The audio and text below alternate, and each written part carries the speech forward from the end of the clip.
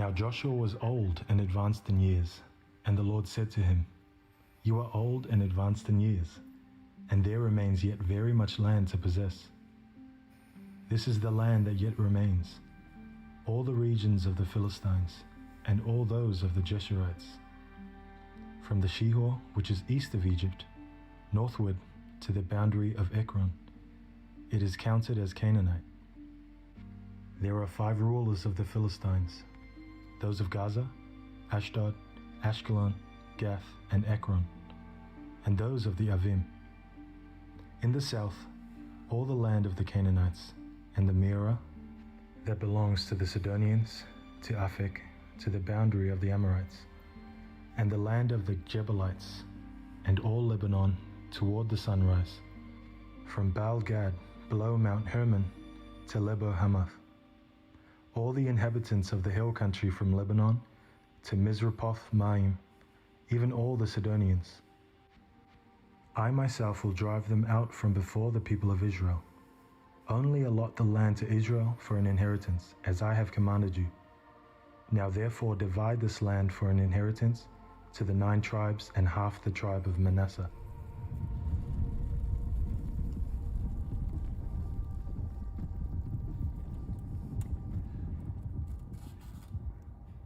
As I mentioned, so wonderful to be with you. Normally on Sundays, as I said, I'm with the kids all day, except when they're in City Kids. Praise the Lord for City Kids. It's been wonderful. In fact, can we have a round of applause for our City Kids volunteers right now? All over, yeah. I just think they do such an amazing job. Genuinely, one of the great prayers I have, my wife and I have for our 2 kids, Josh and Chloe, is that they'll grow up knowing the Lord, fearing the Lord, loving the Lord their whole lives. And for a while there, Chloe would tell me, "I love Satan, Daddy," because she's a minister's kid. She's 3, by the way. But we were praying for that, and the City Kids people have just been loving her, investing in her. And recently she said, "Do you know what, Daddy? I don't love you the most. I love Jesus the most." And I thought, that's wonderful. And she said, "Oh, because he made me." Oh, that's wonderful, darling. Well, Jesus can make you breakfast then. No, it was a wonderful thing to hear from my daughter, and I do love her very much, and I'm grateful for all the people who invest in her. Now, I'm not meant to be talking about that. I'm meant to be talking about the book of Joshua, which is such a fantastic series to be in. I'm not just because I'm an Old Testament lecturer. I love that we teach the whole Bible, even I can't really say the boring bits, can I? But chapters 13 to 22, it's a challenging thing to read and to understand. And I'm hoping that by the end of today, you'll agree with me that this is actually the key to understanding the message of Joshua. These apparently boring lists of places, this sort of like audio book version of the street directory, is actually the key to understanding the book of Joshua and its relevance for us. I know it's a big call, but I'm going to give it a go. The book of Joshua, I've got a graphic for the book of Joshua to show you the structure of the book of Joshua. Excellent. Thank you, Philip. We're a team, Philip and I. We met this morning. We are working together. It's excellent. It comes in 4 parts.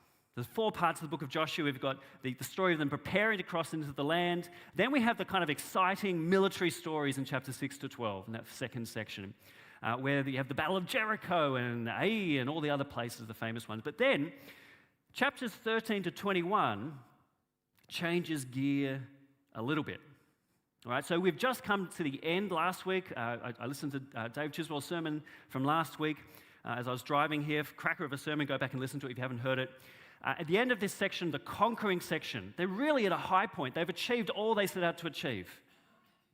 Joshua 11:23, Joshua took the whole land according to all that the Lord had spoken to Moses. And Joshua gave it for an inheritance to Israel according to their tribal allotments, and the land had rest from war. So we've come to the point where all the promises that God has given of this land have been given through Joshua to the people of Israel, and yet we're not at the end of the book. What remains from chapters 13 onwards are some details. We have the land divided between the tribes, particularly the 9.5 tribes who are on the west of the Jordan River. And this is really like kind of a realestate.com kind of journey through, and in that it's not really interesting to you unless it's your apartment or your house that's being talked about. I don't know if you've got friends who are kind of searching for a rental property right now, but they're very dull people to be with. I know that because when we moved to Melbourne, we spent a long time trying to find a place to live. And every time we met up with our friends, there was a reference to realestate.com, what we're looking at. Extremely dull dinner party conversations. In fact, my wife, this is a true story, my wife actually got an email the very first year we moved to Melbourne. This was maybe 6 years ago.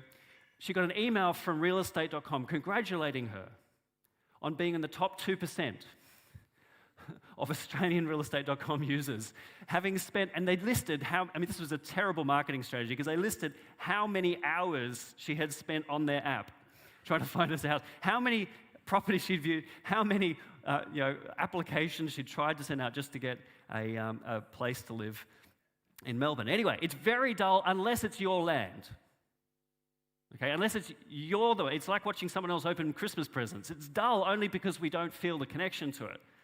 But when you realize they're being allocated their future, they've been given their future, their hope, the place they're going to raise their kids.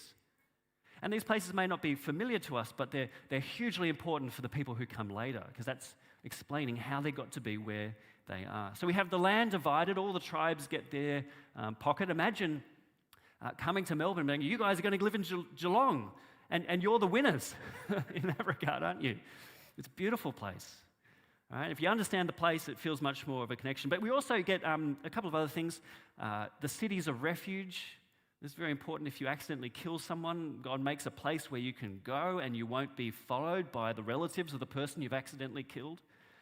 A place for justice, a place for moderated vengeance. But we also get this description of the work that remains, the land that has not been conquered yet. And that's the focus, that's the heart of chapter 13 to 22 in this audiobook Street Directory. It's the land that's not yet theirs. And I want to suggest that's the heart of the story. So I've got two things I want to talk about. Firstly, the work to be done. Secondly, the obedience that will be required. So firstly, the work to be done. I've got a map of it, which might just help kind of understand what we're dealing with here. That is the promised land. That's the tribal allotments. It's probably too small to read them, but just the general vibe you get is this from chapter 13. When it describes the boundaries where the Canaanites still are, it's talking about that region down in the southwest, right? That's where the Philistines are, when like David and Goliath and that kind of stuff is going on later in the story. That's where the Philistines live, in the southwest. And also in the north, up towards Lebanon, right, in the mountainous region there, that's the other kind of sections that remain. And it'd be a wonderful thing to have an atlas open as you read through this, maybe in gospel communities, to actually be able to look at these places and understand. What they're essentially saying is, in the promised land, there's a whole lot of people still there who are not Israelite. Right, there's these big regions in the southwest and in the northwest towards the Mediterranean Sea where they don't yet have control. God's people are not yet in control of the land. They're still Canaanite or Philistine strongholds. Why is this important? Why is the land so important to God's promises at this stage in the story? Because that's the other thing we need to get. The fact that they don't have control of the land is very significant because God promised that they would have the whole land. It all goes back to the story in the beginning. Adam and Eve. Right? Heard of them? Adam and Eve. They made a decision to disbelieve, to disrespect, to disobey God. And that kind of opened the door to a world of sin. They opened the door, you and I, friends, we walked through it. In fact, every generation since then has decided to follow in that noble tradition of disobeying God. Now, at that point, having been given this amazing privilege of being God's rulers in this world, having been showered with the blessings of a fertile and fruitful world, God could have just walked away from us at that point, given up at us. Right? Said, well, look, stuff those humans. I'm going to take the world away from them and give it to the dolphins. Right? See if they do any better. He could have done that. In fact, that would have been better than we deserve. But instead, he actually decides to commit to the creation story. The world descends further and further into violence, and at every generation, we're thinking as we read the story, surely this is the last straw for God. Right, when Cain kills Abel, or when Lamech boasts about how murderous he is, or when the sons of Noah proceed to get off the boat and then prove that sin survived the boat ride. Right, at every point, God could have given up, and yet there's this tension because God will not tolerate evil. He is a holy God. We heard that last week from Dave. And yet, he will not walk away from the creation. So there's a tension between God's justice and his mercy. He can't say sin's okay, because it's not. And yet, he will not walk away. It's a game of chicken, really, between us and God, because we will not come back to God, and yet God will not let sin have the final word. So what's going to happen? And here's what happens.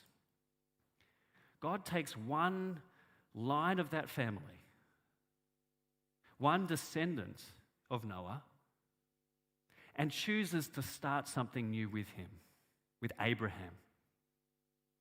And it doesn't seem like much, but it's actually the turning point in the entire story. As sin gets worse and worse and worse, he chooses this one family and makes a promise, a covenant. He promises that from that family there will come a great nation who will one day live in God's land, in God's presence, receiving God's blessings and responding in obedience. We call that, some people like to think of this as a bit of a triangle. I've got a graphic of this triangle, so I find it kind of helpful. This family will end up essentially back in the same situation they were in Eden. God and his people together in the land, receiving all the blessings of God's presence and responding in obedience. And that's why the land is so important in the book of Joshua. Because this is the place where those blessings will be showered back upon his people, where they will be safe from violence, where they'll be prosperous, where there'll be God with them. Now, of course, you can't just live with God and do whatever you want. We need to deal with our sin. We need to deal with the fact that we are not holy and he is. And so there will be a special way made for us to live with God. We have to be obedient to him. But the future vision is God and his people in the land. So far, they haven't been in the land. They've been everywhere else but the land. They've been in Egypt, they've been wandering around, but now they're going to be back in the land. There was a bit of a hiccup with the wandering around in the desert thing. And finally, Joshua brings them in. So it's so crucial that the land is theirs because this is the core of the promise to Abraham. So where are we on this kind of journey to receiving this promise, to seeing this covenant fulfilled? Well, by the end of this section, Joshua 21:43, we hear that the Lord gave to Israel all the land that he swore to give to their fathers. And they took possession of it and they settled there. And the Lord gave them rest on every side, just as he had sworn to their fathers. That's to Abraham. Not one of their enemies had withstood them, for the Lord had given them all their enemies into their hands. Not one word of all the good promises that the Lord had made to the house of Israel had failed. All had come to pass. So we see in the book of Joshua the fulfillment of the promises to Abraham, which we're not surprised by because we know God keeps his promises. But the reason we know God is faithful is because of this story. Because we've seen it happen. Think of anyone you trust. Maybe it's a family member, maybe it's your partner, maybe it's a friend. You trust them, why? Well, probably because you know them. You've experienced them. Through time and struggles, through challenges and hardship, they have been faithful to you. I trust my wife, not because she told me on our first date, I'm a trustworthy person. Oh, okay. Right, because we've been married for 11 years. I've seen that. I know her. And it's the same with God. We know he can be trusted because he always has kept his promises and always will. He's not going to start letting people down with you. No, he's not going to start with you. He's not going to start being different. He's not going to stop being faithful. At the same time, God has kept his promises. He's given this land over. We do see in the book of Joshua, though, that there is a flip side. Because at the same time as all the promises have come good, the Bible is also clear that they have not yet taken possession of all that is promised. It's a tension in the book of Joshua. And that's why I say these chapters are actually the heart of the book. On the one hand, there's been some incredible, miraculous victories. Think about Jericho. You sent a bunch of priests to take a city. Now, I've been to the Anglican Synod. I know what a room full of priests look like, and I'm not taking them anywhere near a battle. And yet they go in and the walls fall down. Why? Because God promised. We have these incredible victories in chapters 6 to 12, but then in 13 to 22, we also learn that there is much more to be done. There is work that remains. And that's why in Joshua chapter 13, our first verse of today, Joshua was old and advanced in years, and the Lord said to him, "You are old and advanced in years, and there remains yet very much land to possess." So which is it? Are all the promises come good, or is there much more land to possess? That's the tension of Joshua, and the answer is both. The answer is both. God has brought them as he promised to this point. But this is not the end of the story. There's much work to be done. For instance, as we saw on that map before, the Philistines still live in the land. They will need to trust in God to protect them against them in the western side near the sea. Jerusalem, funny story, is actually not an Israelite town yet. Jerusalem, that's a pretty important city. It's a Jebusite town and will be until much, much later. There are still Canaanites living in Ephraim and West Manasseh. Now they're living there, they're being used as forced labor. And this helps us to, I think, understand a little bit of the language we read in the 6 to 12 chapters, where it just talked about utterly destroying every living thing that breathed. You know that extreme language that we find quite uncomfortable in chapter 6 to 12? Or the fact that Joshua, he captured the entire land, the whole land, chapter 10 tells us, and left no survivors. Now, it's helpful for us to read the whole book before we work out what that means, right? Because this extreme language is actually a reflection of the genre of conquest account. Okay, that's a really helpful thing to understand. This is describing a definitive military victory. It's a bit like in the sports section, where it talks about how Geelong decimated Collingwood. All right? Now, you may imagine reading that what they did was line up the players and execute Roman style 1 in 10. Right? You might like that picture, I don't know. I don't want to judge you for that. But that's not, what does it mean? In the genre of sports report, it means a decisive victory, doesn't it? And so we have to understand chapter 6 to 12 is telling the truth, but it's telling the truth about a decisive military victory at all these points against the infrastructure and the military targets which have control of the land. And a decisive victory is described in the culturally appropriate form of the conquest report. And it explains why there is still land to be taken in chapter 13, therefore. Right? If they completely destroyed everything that lived in the whole land, why do we have chapter 13 to 22 telling us the land that hasn't been conquered yet? Why do we have commands in chapter 23 to not intermarry with the Canaanites? If they're all dead, who are they not intermarrying with? You see what I mean? Why is Hebron and Debir, 2 cities, will be described in this section as being captured by Caleb in Joshua 15? But they were already defeated and utterly destroyed back in chapter 11. See what I mean? We need to understand the whole 2 sections together. What it means, what it's telling us is there were definitive victories which got control of the land. Key military targets were taken out. And the infrastructure, a friend of mine puts it like this, the infrastructure of toxic idolatry was removed. And yet there will still be need for faithfulness to come. They'll still need to resist the pull of the Canaanites. And so that's the second thing I want to observe. You obey, you get to stay. Very simple principle from the Bible, from the Old Testament. You obey, you stay in the land. You disobey, and you're gone. That is the core principle which drives the Old Testament narrative onwards. And that is the principle that they will confront. Joshua talks about this. God talks about this in chapter 22 at the end of this section.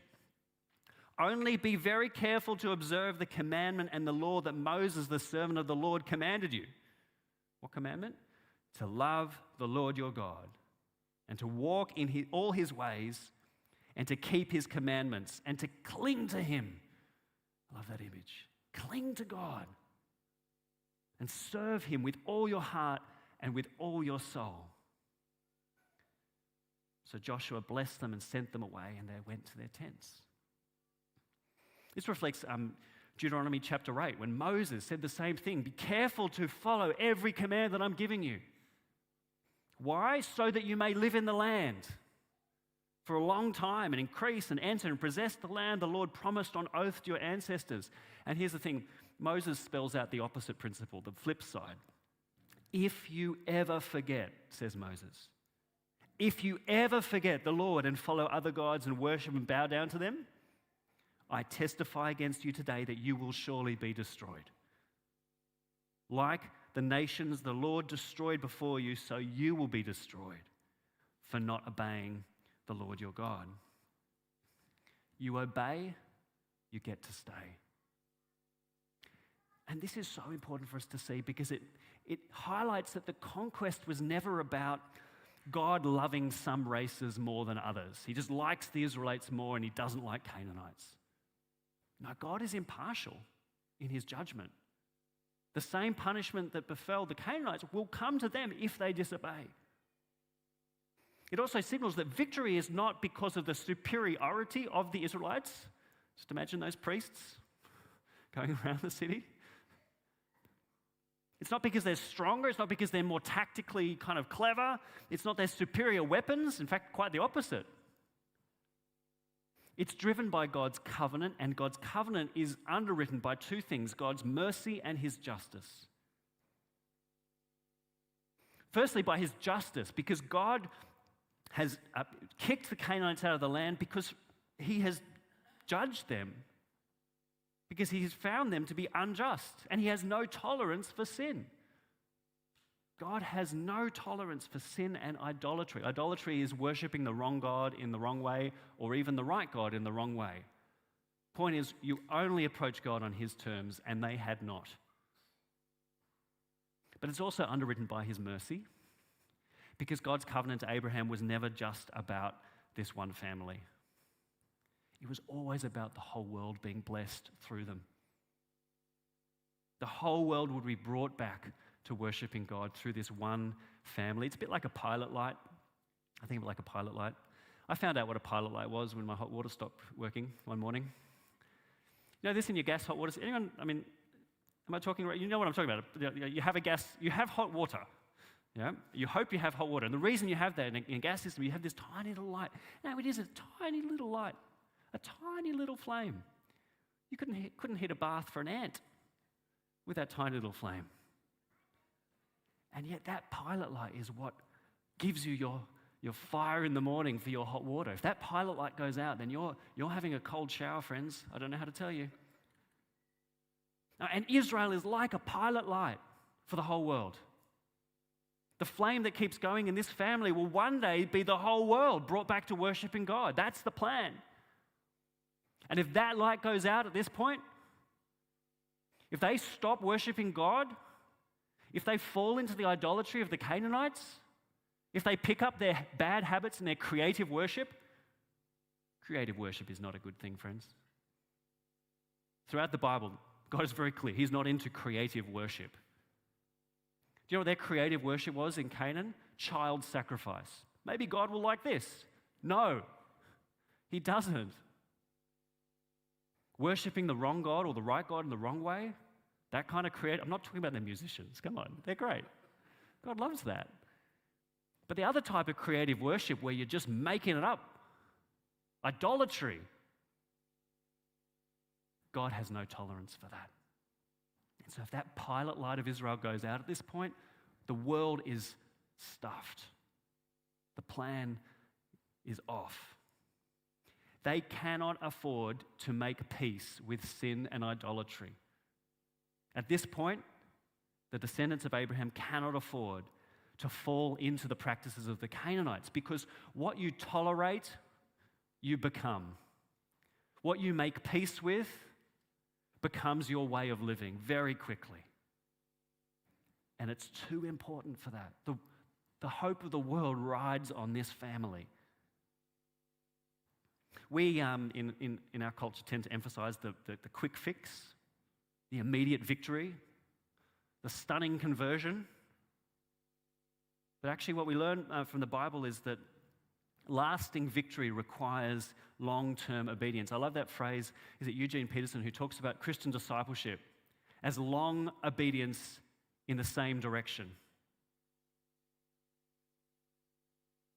That's less dramatic than an incredible conversion story and a baptism, though we celebrate that, don't we? We celebrate that. But do you know what's even more worth celebrating? His long obedience in the same direction. Because that's the Christian life. And that's what these people are being called to as well. You obey, you get to stay. And I think this is really helpful too when, look, the elephant in the room in these passages is the use of force. It's confronting for us, isn't it? The violence, the fact that we have here God on the battlefield. What do we do with the use of force in the book of Joshua? Even though we've clarified that we're not talking about genocide, we're not talking about wholesale, deliberate targeting of civilians, we're not talking about literally kind of decimating the land or anything like that. It is key strategic victories, offensive and some defensive victories against military targets, yes, but it does confront us still because we know civilians would have been driven out. Some of them would have been killed. The people will be dispossessed by force, and I find that confronting. And I'm an Old Testament lecturer. Like, this is my job every week. And just to be honest with you, I do find this uncomfortable. And you know why I find this uncomfortable? Because it's just not my world. It's not my world. I've never been to an active conflict zone. I try not to. And it's hard for me to imagine living in a time of constant tribal warfare, where there weren't just, these are professional soldiers, right? This is just a fact of life for most of the humans who've ever lived. That every year, for a bit of the year, your sons, your brothers, your dad, and you will have to go and fight for the survival of your family. And if you don't, you'll all be killed. It's not my world. And so it is confronting to learn that God is on the battlefield, just as he is everywhere. What do we do with this? Well, to be honest, if I had a naturalistic worldview, in other words, if I just didn't think God was real, this might not trouble me because that's just the way the world is. Right? Humans fight. There's violence. Survival of the fittest. But because I know God, that's why I find it confronting, actually. Because I know that God doesn't delight in the death of the wicked. In fact, I know God is anti-death. God is anti-violence. We knew that back in the flood. What was it that that set the stage for the flood and the story of Noah? It was God grieving the world had been given over to wickedness and violence. So we know what God is like, and so when we see him on the battlefield, we go, God, is that you? Really? Here's what I think is very important, though. A few observations I offer that I find helpful for trying to get my head inside what's going on here in the use of force. Firstly, we're talking about limited and targeted use of force, not wholesale permission, license to kill. Okay? There are 7 nations that are specified as having lost their right to stay in the land. This is very clear from Deuteronomy chapter 7. Deuteronomy 7 lists the nations, the Hittites, the Girgashites, the Amorites, the Canaanites, the Perizzites, the Hivites, and the Jebusites. Right, so it's not that Israel just gets to kill whoever they want. Right, these are 7 named nations who God has delivered over to them. Who are they? Well, actually, they're kind of relatives. You know this? They're actually relatives of the Israelites. When Noah came off the boat, he had 3 kids with him, 3 sons. He had Shem, Japheth, and the third, Ham. Now, Shem is the father of the Shemites, the Semites, the Israelites. Okay, so that's the family of promise, the family line that Israel comes from. But Ham is the father, great-great-great-grandfather of the Canaanites. So this is an inter-family, inter-God's family kind of struggle here. What have they done? Why are they the target of this force? Why? It's unusual for God not to show any mercy. So why is God showing them no mercy? Well, that's the second thing. First thing is it's targeted and limited.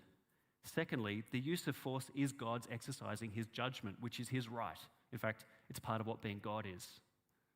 Some reject this, by the way. Some think that God is non-violent, right? That he is all about love, which is true, and therefore it is just against the view that we have of Jesus and God in the New Testament to see God using force, judging the world. And so on that basis, some people actually just throw away the Old Testament. But I want to say, actually, that's not doing justice to the New Testament picture of God either. Because yes, God is a God of mercy. He is all the way through the Bible. We wouldn't be here. But God is, the God we meet in Jesus is not only the Prince of Peace, he's also Judge of the world. You can read about that in John chapter 5, verse 27. He is the one who will judge the world. That's his job. He takes no delight in the death of the wicked, but also he cannot tolerate sin. And that's why the key word used in this passage is harem.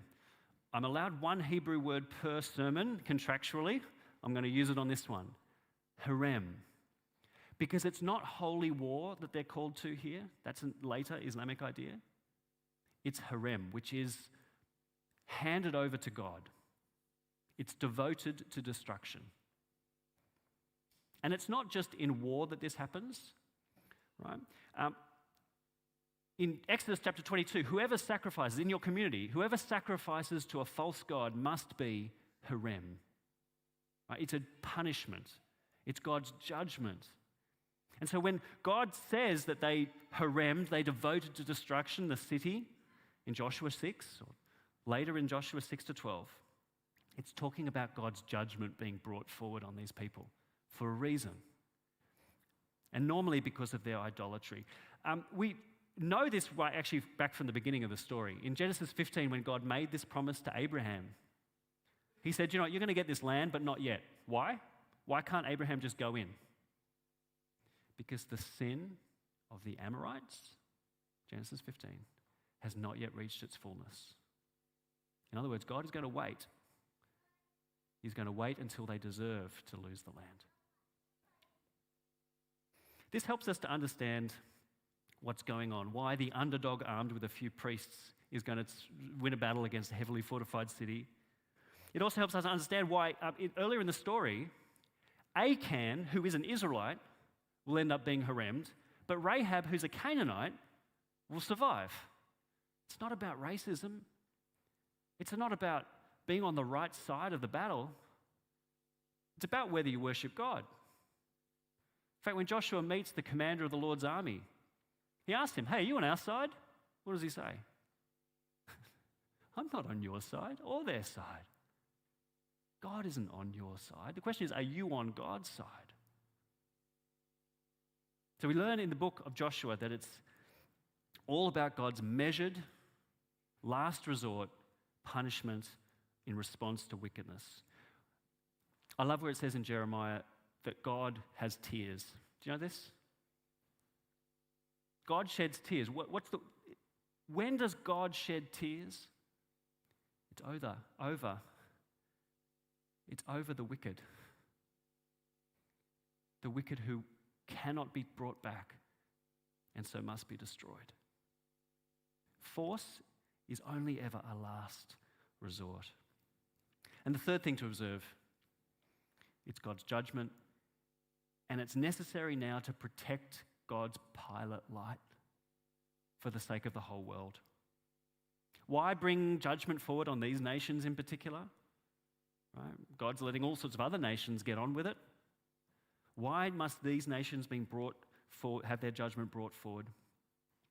It's because he must destroy the influence of toxic idolatry around Israel. He must ensure that they don't become like the Canaanites, or the whole project is off. Make peace with sin, and you will soon be a sinner. Tolerate idolatry, and that is what you will become. And sadly, actually, at the end of the story in the book of Judges, that's exactly what happens.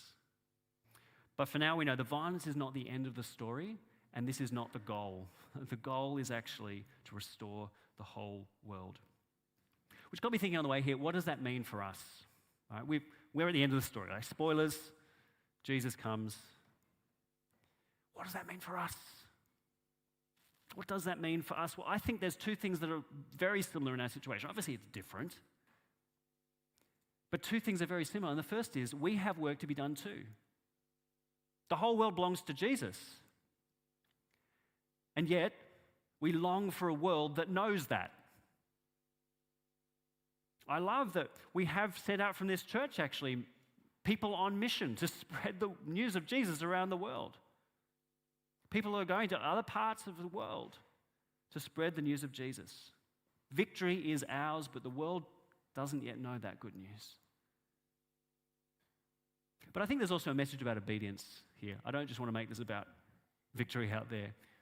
There's also a message of obedience, and I know that it's different for us. I know that in Jesus, he obeyed like no other human, and so we enter God's promised rest on his merits, not ours. But our struggle is not against flesh of blood, says Paul in Ephesians 6, but against the rulers, against the authorities, against the powers of this dark world, and against the spiritual forces of evil in the heavenly realms. The Bible uses military metaphors, I think, because it talks about the sacrifice, the preparation, the strategy, the discipline that we need in the long obedience in one direction. So friends, I want to encourage you this morning to survey the promised land of your life, if I can stretch the metaphor. Where are the Canaanite strongholds in your world? I don't mean out there, I mean in here. Where are the Canaanite cities? The strongholds of the spiritual forces you need to deal with. Because Paul also says you need to put to death. Put to death, therefore, whatever belongs to your earthly nature. Sexual immorality, impurity, lust, evil desires, and greed, which is idolatry. Where are your Hittites and Girgashites and Amorites and Canaanites and Perizzites and Hivites and Jebusites hanging out? We know that greed is idolatry, and I know that my wallet is probably going to be the last part of my body to be converted. That's what they say. The last part of a person to be converted is their wallet. Because greed, which is idolatry, which gives us illusions of security and power and influence and safety and rest that come from outside of God, where my money goes is telling. So I don't need to play World of Warcraft. Because when Steph comes home and I'm on my computer and she asks me, what are you doing? I can say truthfully that I am slaying some Hittites using my internet banking. I'm serious. Because when you give, I don't just mean to the church, though that's a good place to start. I mean anywhere, to any good cause in the world. When you give, you practice slaying Hittites, that stronghold of money and greed in my heart. Just put some arrows off, send $500 to Anglicare, see how that feels, Hittites. No, because it does, it practices taking hold of that part of my life for God. Or maybe your romantic life is run by the Amorites. Maybe that's one area of your life where you get to decide, not God. And I want to say God's word to that is, it belongs to him. Or maybe your anger, like mine, shows deeply frustrated desires of an earthly nature being frustrated, and that's why I get so cranky. Not because of injustice in the world, but because mine are slights to my identity, which is not built on Christ. Or maybe we haven't yet worked out, maybe you haven't worked out, what it means for Jesus to be the king of one aspect of you your professional life, say. You just haven't worked out what that means. Maybe there are certain friendships who bring out a side of me that has not been yielded to the Lord. And so I want to lead us in prayer now that God would expose where the Girgashites are living. For our good, because it's not good to make peace with sin, ever. Let's pray. Almighty God, you have redeemed us from a life of slavery to sin and to evil. And you want what is good for us and for your glory, that is, that we should be free from sin and the whole of our lives yielded to the lordship, the kingship of Christ. And I pray you would help expose, as painful as that may be, where are the strongholds of our former selves that we have not yielded. And we ask that you would do it gently, but you would do it firmly for our good and for your glory. Amen.